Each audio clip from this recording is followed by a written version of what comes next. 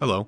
Metro Exodus came out today and I thought I'd make another replay video since it seemed to do so well last time. This video is meant to give you an idea of how I feel about the Metro franchise right now and what I'd like to see in the new game. For context, I've only seen a little bit of the gameplay for Metro Exodus. I know it's more of an open environment and that there's a heavier focus on weapon crafting, and I stopped watching once they started talking about how the time of day affects the enemy AI. I didn't want to spoil any more for myself. Anyway, this video will contain spoilers for both Metro 2033 and Metro Last Light. If you haven't played the games, I would highly recommend them. I don't think that they are masterpieces by any means, but I will say without any exaggeration that certain portions of these games are the most engaged I have ever been with a video game. Headphones are a must for these games. Playing Metro without headphones is like listening to Piano Man without drunkenly swaying with a beer in your hand. Like, sure, you may get a similar experience, but you're not getting the most out of it. They go on sale pretty often and are fairly cheap pickups. With that being said, let's get into this. Metro as a series seems to be built around one central idea, with that central idea being immersion. I think that immersion can be broken down into two types. Type 1 is immersion through gameplay. In my previous video about Celeste, I talked about how it was an immersive game. This is a great example of immersion through gameplay because the world of Celeste is so obviously a game that it couldn't immerse you into it, but the gameplay was extremely engaging. Immersion through gameplay is the most common form of immersion since it can be present in basically every game as long as the gameplay is of a certain quality. What separates Metro from the majority of immersive games is that it falls into a different type of immersion, this being immersion through world. This is where the game world and the mechanics attempt to make you truly feel like you're the character you control. Everything from the sound design to the option to play in Ranger mode with no HUD, these games aim to fully immerse you in the world of Metro. Like I said earlier, when everything clicks into place, the Metro games are some of the most engaging and immersive experiences I've ever had. I remember the first time I walked through the lively store area in Metro 2033 and was taken aback by how many people were in this small area, and really showed how claustrophobic and tight the world of Metro was. The gameplay sections where you are wearing a gas mask and have to manage its repair and how much breathable air you have are incredible. While the immersive world of Metro is its biggest strength, I also find it to be its biggest weakness. When you have a game that is so engrossing, it tends to really show its gamey elements. For example, in Metro Last Light there are multiple moments of playing wave defense. While these moments played out, I wasn't immersed in the world, but instead fully aware of the fact that this was a game and that a designer made this area into a wave defense section. If the game was immersive through gameplay, this wouldn't be an issue since this is another combat section. But because the stronger form of immersion is being undermined, the game has failed to engage me in this encounter. The only real action section of the game that escapes the breaking of immersion is the assault on D6. Miller's speech into the shouting of soldiers and ending on one of the most exhilarating chain gun moments I've ever played. Well, Moskin wasn't bullshitting this time. The red line's advancing on 3 sides. My brothers in arms, I am not a man for speeches, but here it is.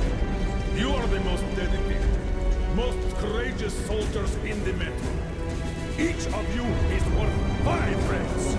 If you simply do the job you were trained to do, we'll win this battle! Sparta! To battle! Sparta!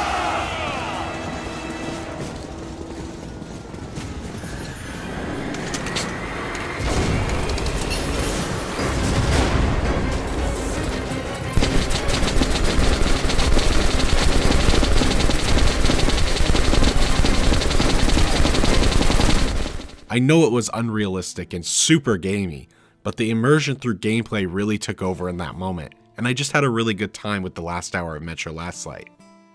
Another example of gamey elements from Last Light is when Pavel tells you how the different parts of your watch work, saying that he should get a watch that conveniently tells him how much air he has left or that the blue light shows whether or not he is visible to enemies. These seemed like unnecessary additions because in a game that doesn't really hold your hand, I felt like they were immersion breaking. Also, the games have an obvious lack of budget, because in scenes where you want to be immersed in the tension of the current conversation, the animation is not even close to industry standard. After looking into it, I was astonished at all the hoops the developers 4A Games had to go through to get Metro onto store shelves. According to the former THQ president Jason Rubin, The team behind Metro had a budget 10% the size of the competition. Some studios spend more on just cutscenes than Metro spent on their entire game of Last Light. Also, with the lack of equipment and working in freezing cold temperatures for up to a week due to Ukraine's piss-poor heating facilities, while I criticize these games, I can't help but be impressed by the quality of the product under those circumstances. Anyway, Metro Last Light tended to be the game that was less immersive for me overall due to the forced sexual content, reliance on wave defense more than once, and the boss fights. Metro 2033 tended to be the better game in my opinion, despite its lackluster opening hour and the story being less interesting. The first game focused on Artyom killing the Dark Ones and exploring the world of Metro, the latter being the interesting part since it plays off the game's biggest strength. Metro Last Light really wanted to tell the tragedy of humanity and how even in a world where just going to the surface will show you all you need to know about how harsh human conflict can be. Humans are still fighting each other. The story really fleshes out the other factions in the Metro and gives them proper motivations. Metro seems to have a focus on stealth encounters, which I feel are its weakest part. Except for one encounter, that being the librarians, the stealth feels a little goofy. It's hard to be immersed in a realistic world when I'm standing mere feet in front of an enemy and they can't see me because it's a little dark. Like I said, the librarians are an exception because they have a unique trait of only attacking when you're not looking. It was full of tension and played off of the game's strengths of immersion and fear. Fear is also a big component of the Metro series and really shows its strength during the mutant encounters.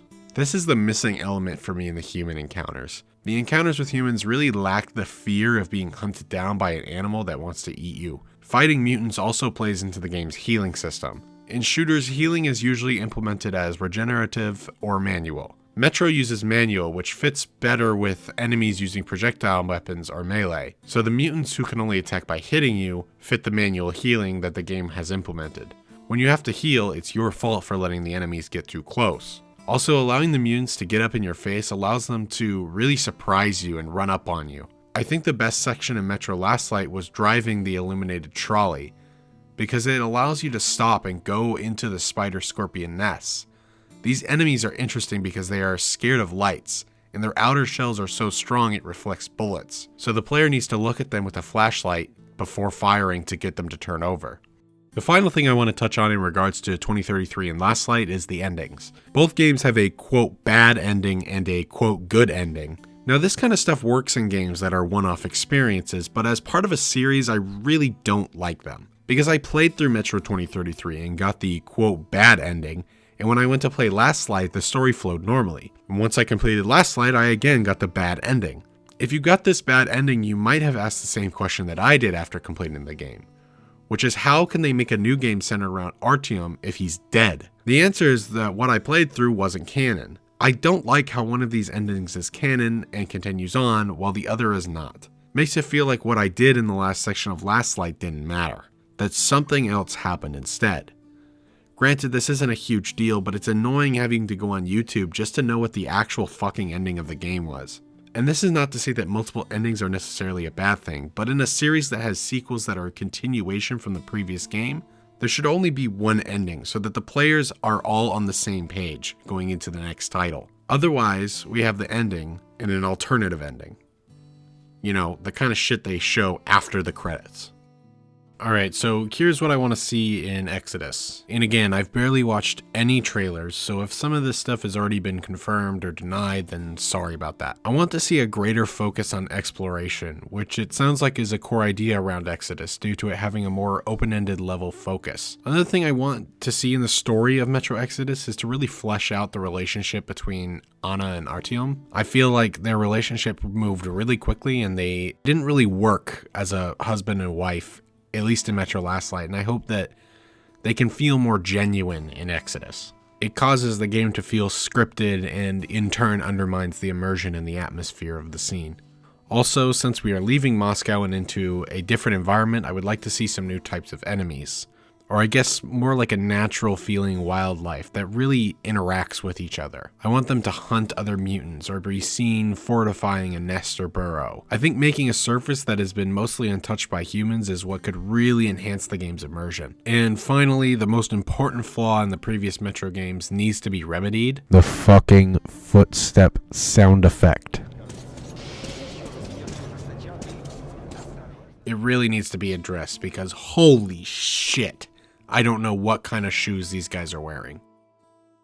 Metro Exodus is one of the few games I'm actually really excited to check out. I should be playing it when this video goes up and working on a critical review for it. I hope it's good because the developers at 4A Games have really proved themselves to me as passionate and talented. Anyway, I'll see you in a few weeks or so for my review of Metro Exodus.